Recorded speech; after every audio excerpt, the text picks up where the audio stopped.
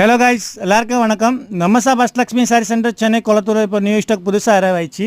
Rico ஜெரி டோலா silk sari only 350 rupees. 350 super சாஃப்டான கிளாத் இருக்கேன், லைட் வெயிட்டாக இருக்கேன்.